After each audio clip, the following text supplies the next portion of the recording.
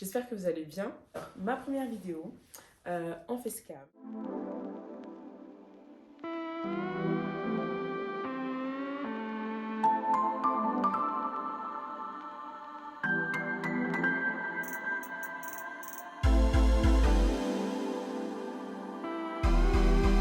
Bienvenue sur ma chaîne YouTube.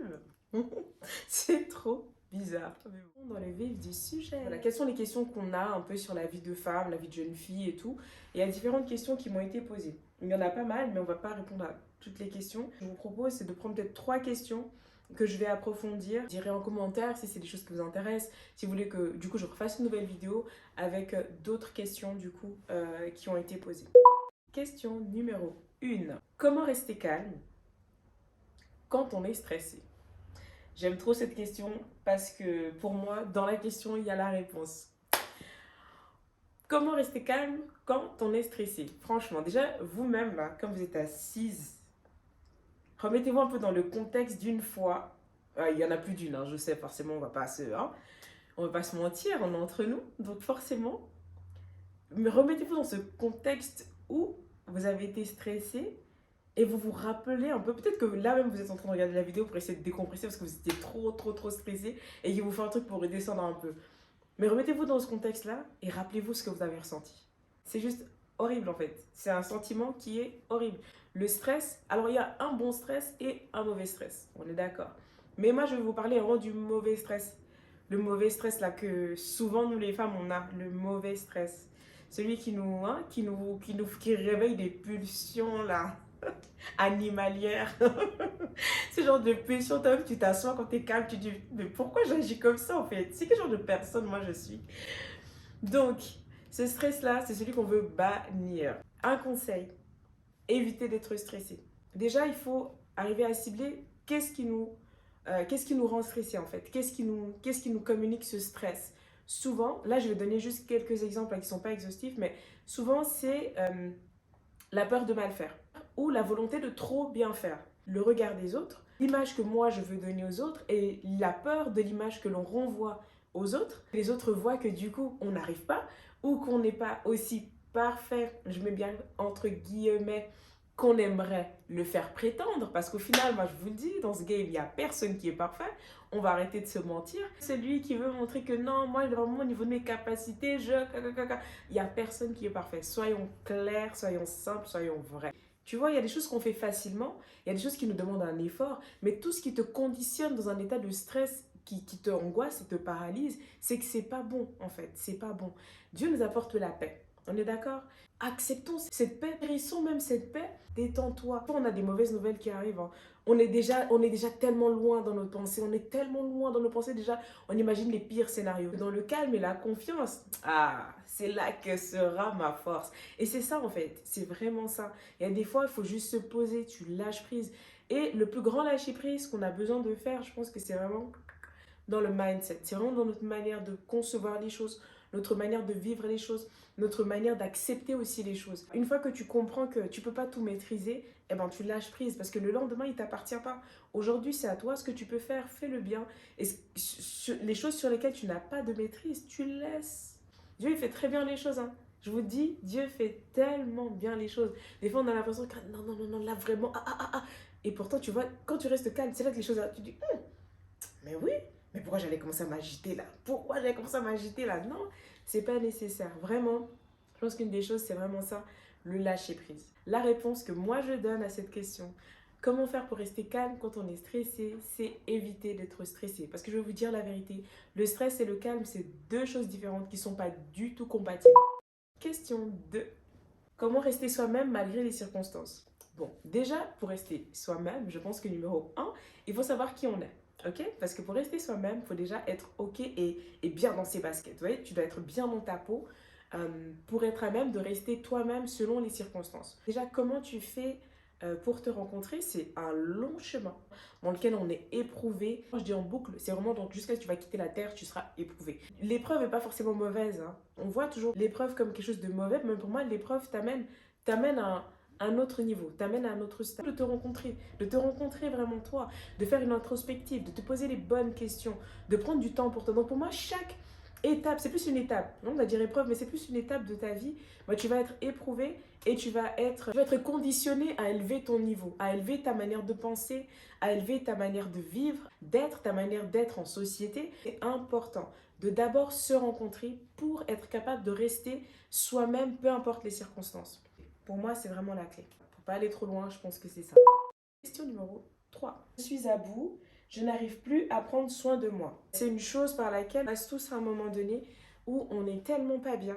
Tout le monde est légitimé d'être épuisé. C'est pas parce que tu es maman, que tu as des enfants, que tu as un mari, que forcément une jeune fille qui est aux études, qui a un travail à côté, qui se questionne sur sa vie, n'a pas le droit d'être épuisée. Vous voyez ce que je veux dire? Je prends juste l'image pour bien qu'on situe un petit peu la chose. Donc, on prend l'exemple d'une maman, une mère de famille qui a 2 enfants, 3 enfants, 4 enfants, qui a un mari à la maison, qui a le ménage à gérer et qui travaille.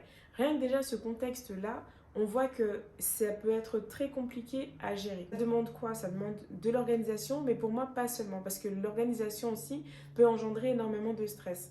Donc oui, il faut avoir de bonnes habitudes de vie, déjà pour permettre que le bateau tienne la route. Il faut aussi, je pense, savoir déléguer. C'est qu'on ne peut pas tout gérer. Franchement, tous à la claire. C'est une discussion entre toi et moi. Donc déjà, rien que de penser ça, c'est une grande erreur. Tu es en couple avec une personne, vous devenez partenaire.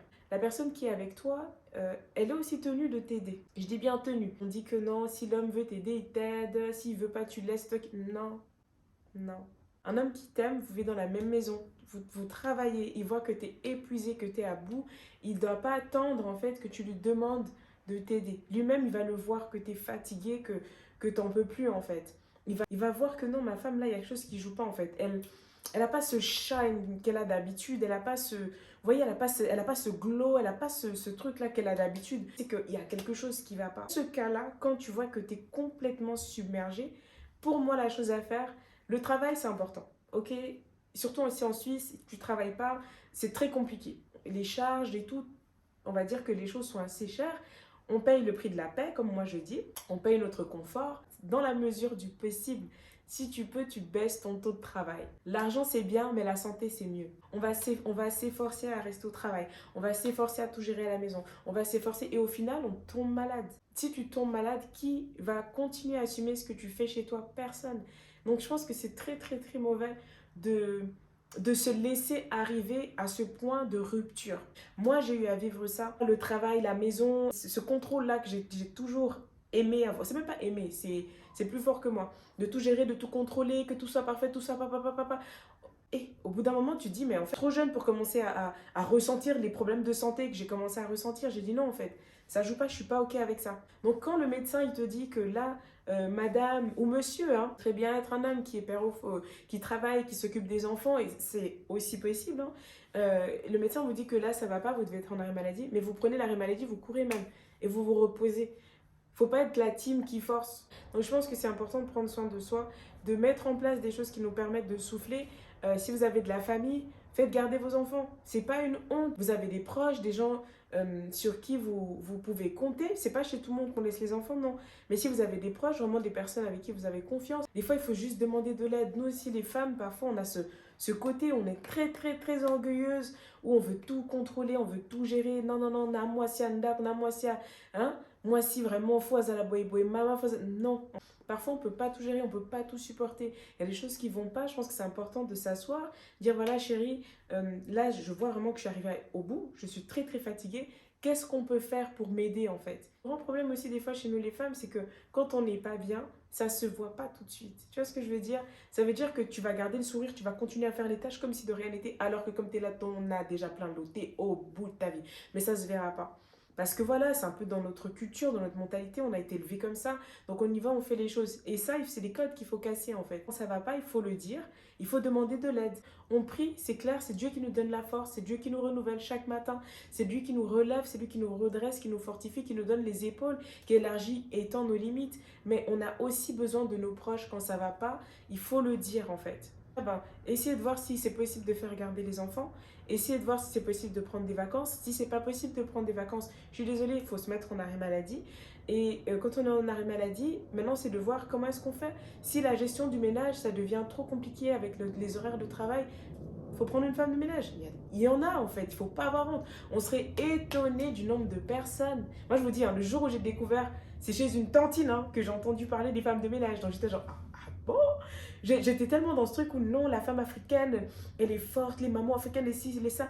Mais en fait, non, c'est pas une honte. Des fois, il y en a tout plein qui ont des personnes qui les aident pour le repassage, pour faire de temps en temps le ménage. Et je pense que c'est pas une honte. À un moment donné, il faut voilà, savoir se choisir. Choisir ce qui nous fait du bien. Choisir ce qui va nous aider, ce qui va nous permettre que notre foyer soit épanoui. Et pour moi, une femme sage qui bâtit, c'est aussi ça. C'est indissoluble, hein. Ça va de pair. Tu peux pas tenir un ménage si tu n'as pas une vie spirituelle qui est forte. Ce ne sera pas possible. Si Dieu est pas là avec toi, peu importe votre religion, hein, mais si Dieu n'est pas avec vous, je vous dis, c'est compliqué. Il faut vraiment que vous ayez une force supplémentaire pour pouvoir tenir dans un mariage. Une alliance, c'est quelque chose de spirituel. Donc, il faut vraiment être bien armé pour pouvoir tenir dans un mariage. Franchement, les filles, prenons soin de nous. Mes mamans, mes jeunes filles, mes sœurs, prenons soin de nous. C'est bien beau de bien s'habiller, d'être belle à l'extérieur. Quand les gens ils voient notre famille, on est là, ah, ils sont beaux, ils sont si. Non, le plus important, c'est d'abord soi-même. C'est d'abord qu'on soit bien dans notre âme, on soit bien en nous, vraiment. S'il y a besoin de partir en week-end, arrangez-vous avec votre mari. Si vous devez partir seul, regardez que votre mari garde les enfants. Si pour lui, c'est difficile, ça ne doit pas l'être déjà. Si vous avez pris les bonnes habitudes dès le départ, votre mari doit être capable de pouvoir rester avec vos enfants. Parce que c'est aussi ses enfants. Bref, parenthèse fermée. Faites des choses qui vous font du bien. Une fois qu'on a réussi à se dégager un espace ou qu'on a réussi à adapter ses horaires de travail, eh ben c'est bien d'avoir une routine où dans la semaine ou dans le mois, 2 fois par mois, vous avez une demi-journée. Des fois, une journée, c'est beaucoup quand on a les enfants, mais une demi-journée pour vous. Et quand je dis pour vous, c'est pas pour faire le ménage, c'est pas pour faire à manger, c'est pas pour faire la lessive, c'est pour vous. Si c'est aller marcher, allez marcher. Si c'est aller prendre un cours de danse, allez au fitness, mais faites des choses pour vous. C'est pour votre bien-être en fait. Parce qu'au final, on se sacrifie pour les enfants, pour le mariage, pour le ménage, mais les enfants grandissent et un jour ils partent en fait. Et si on n'arrive pas à prendre soin de nous, je pense vraiment que c'est dommage parce qu'au final, on vit qu'une moitié de sa vie. On vit qu'une partie de sa vie. Et puis on va se dire que oui, c'est normal, il faut prendre soin des enfants. C'est ça la vie de famille. Oui, moi j'aime mes enfants, je prends soin de mes enfants, on fait énormément d'activités ensemble, mais j'ai aussi des temps pour moi. Et je pense que c'est ce qui fait que je suis bien. Alors il y a des périodes où on n'est pas bien, c'est normal. Mais de manière générale, je suis épanouie. Et je pense que ça rend aussi heureux un homme de voir sa femme qui est épanouie, qui attend pas toujours sur lui pour faire les choses, mais qui prend soin d'elle en fait. Je pense que ça donne aussi à l'homme un peu ce truc que, moi, c'est vraiment, même s'il va pas vous l'avouer, hein, on se connaît, hein, les hommes africains, on sait comment c'est. Pas tous, hein, même s'il va pas se l'avouer, il vous regarde, son cœur parle en fait. Des fois, c'est pas que le temps, des fois, c'est aussi l'argent. Beaucoup de charges, des fois, on a du mal à se libérer de l'argent pour soi en fait. Dans la mesure du possible, de faire un budget déjà, et puis d'avoir dans le budget une partie d'argent qui reste, que vous gardez pour vous en fait. Même si c'est 50 francs, vous vous dites, bah, c'est 50 francs, chaque mois, je vais me faire les ongles. Voilà. Si c'est 100 francs, et ben vous dites que non, chaque mois, moi, mes cheveux, j'ai besoin qu'ils soient bien, je vais aller au salon. Voilà, vous mettez tac 100 francs, chaque mois, vous allez au salon, vous faites vos cheveux. C'est important. Prendre soin de soi, c'est clair, c'est de l'argent, mais c'est pour nous-mêmes en fait. C'est pas pour l'autre en face, c'est pour vous-même. Si vous prenez soin de vous, forcément, vous renvoyez une bonne image et on vous renvoie aussi ce que vous dégagez en fait. C'est ça qu'ensemble, on va travailler pour être dans des mariages épanouis, pour être des femmes épanouies, de valeurs, qui se respectent avec des principes, des jeunes filles aussi épanouies, qui se respectent avec des principes et qui marchent aussi avec la spiritualité et qui savent qui elles sont et l'impact qu'elles ont dans la société. Bon, ça sera tout pour aujourd'hui. Il y a encore plein d'autres questions, mais je parle tellement que je ne peux pas tout mettre. Donc, je pense que la vidéo, elle va être longue. Je suis désolée. Je pense que je vais quand même la poster comme ça. Puis, je verrai du coup si c'est trop long. Puis, comme ça m'aidera à m'adapter pour les prochaines vidéos. Dans tous les cas, j'espère que la vidéo vous aura plu, que les infos qu'on a partagées ensemble, elles vous ont aidé, qu'elles ont été utiles. Mettez-moi dans les commentaires si vous voulez que je partage encore d'autres questions, comme ça je pourrais refaire une vidéo en facecam, pardon, comme ça plus tard. Et puis si vous avez d'autres questions auxquelles vous voulez qu'on puisse répondre ensemble, n'hésitez pas vraiment. C'est votre chaîne, c'est ma chaîne, c'est la vôtre. Ensemble on va avancer, ensemble on va évoluer, ensemble on va se perfectionner et ensemble on va réussir en fait. 2022 c'est ça, on ose et puis on réussit. On a des capacités et ça va le faire en fait. On va juste kiffer la vibe et tout et ça va le faire. Ça va le faire en fait. Donc voilà. Je vais vous laisser maintenant. N'hésitez pas à partager, liker, commenter. L'idée c'est que ça soit attrayant, que ce soit distrayant, mais pas seulement distrayant, qu'il y ait vraiment un message aussi qui soit communiqué. Pour moi, c'est hyper important. On va pas juste communiquer ou faire des vidéos pour faire des vidéos, non. L'idée, c'est vraiment que la vie soit communiquée, que la vie vous soit communiquée. J'espère que si vous étiez pas de bonne humeur en commençant cette vidéo, j'espère que maintenant vous vous sentez un peu mieux. Si voilà, vous vous sentiez pas bien, il y avait, je sais pas, des tracas qui vous occupaient l'esprit, j'espère que pendant ce temps de pause que vous avez pris avec moi en regardant cette vidéo, eh ben, vous vous sentez mieux. Le but vraiment pour moi, c'est qu'à la fin de chaque vidéo, il y a un souffle comme ça, vous voyez, il y a un souffle qui se fait, que vous ressentiez la paix, que vous receviez la paix, que vous viviez la paix, que vraiment la vie vous soit communiquée. Pour moi, c'est hyper important. Je ne fais pas les choses juste pour les faire. Comme ma chaîne s'appelle Qui vient du cœur, je vous communique vraiment ce qui vient de mon cœur. Et puis voilà. Bon, cette fois-ci, je vous laisse pour de vrai. Et puis à la prochaine vidéo. Merci d'être resté là jusqu'à maintenant. J'espère que ça vous a plu. Et puis vraiment, n'hésitez pas en commentaire à vous dire, à me donner un peu vos opinions et tout. Et puis blablabla. Et puis c'est bon, j'arrête. Allez, bye bye.